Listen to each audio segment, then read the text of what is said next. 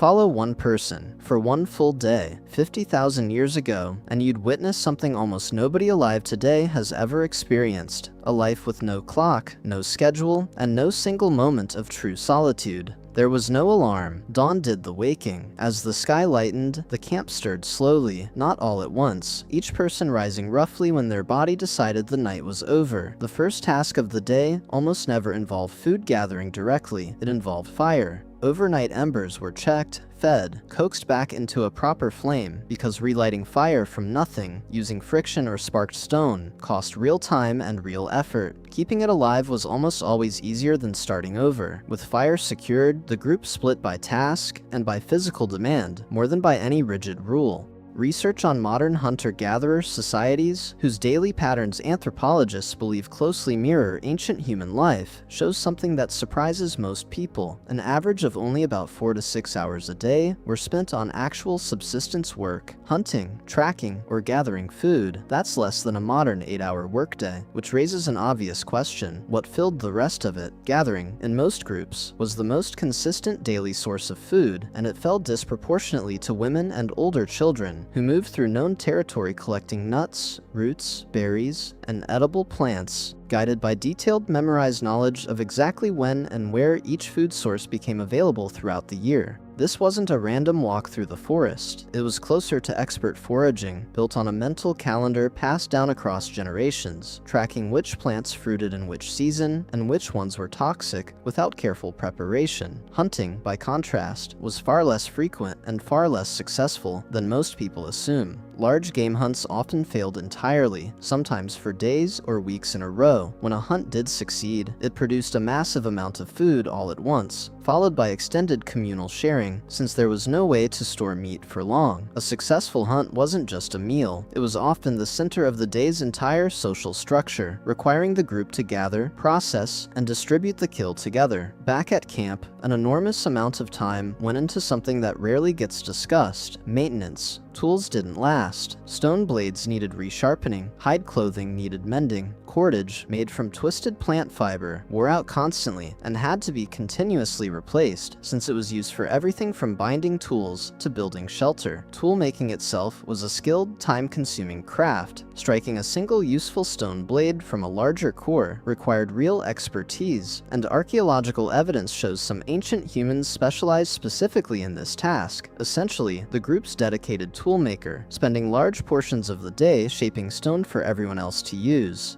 Childcare filled the day constantly, but rarely as a separate task. Young children were typically carried or kept close during gathering, and older children learned almost everything through direct observation and imitation, watching adults work, then attempting smaller versions of the same tasks themselves. There was no separate classroom. The entire day was the classroom. Here's something that consistently surprises people. Ancient hunter-gatherer life likely involved significantly more rest and social time than the modern 8 to 6 workday. Anthropological studies of contemporary hunter-gatherer groups show large stretches of the afternoon regularly spent on conversation, storytelling, tool discussion, and simply resting, particularly during the hottest part of the day. This wasn't laziness, it was efficient energy management in a world where every calorie burned had to eventually be replaced by more gathering or hunting. As the light began to fade, the entire rhythm of camp shifted. This was, by most accounts, the busiest social period of the day. Food was prepared and shared communally around the fire. This is very likely when storytelling, one of the most important tools ancient humans had for passing down survival knowledge, warnings about dangerous terrain, and cultural memory, actually happened, since firelight extended the usable day, and a gathered audience was already sitting still. Some researchers studying modern hunter-gatherer storytelling traditions have noted something remarkable. Nighttime stories, told specifically around the fire, tend to focus heavily on social rules, cooperation, and cautionary lessons, essentially real information the next generation needed to survive. And when the fire eventually burned low, sleep didn't necessarily look like ours either.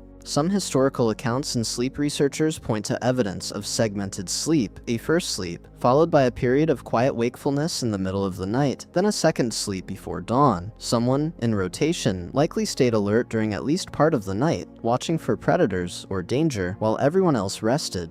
So what did a normal day actually look like 50,000 years ago? Not constant danger, not constant labor. A rhythm, tightly connected to daylight, built around food, tools, family, and each other, with far more shared rest and conversation than most people picture when they imagine ancient life. It's easy to assume survival meant non-stop struggle, but for most ancient humans, on most ordinary days, survival looked a lot more like this. Work in the morning, rest in the heat of the afternoon, and a fire, a story, and the people you trusted most, every single night. If this changed how you picture an ordinary day in ancient history, that's the whole point of this channel. Subscribe if you want more of these, and tell me in the comments which part of this daily rhythm would you have struggled with the most.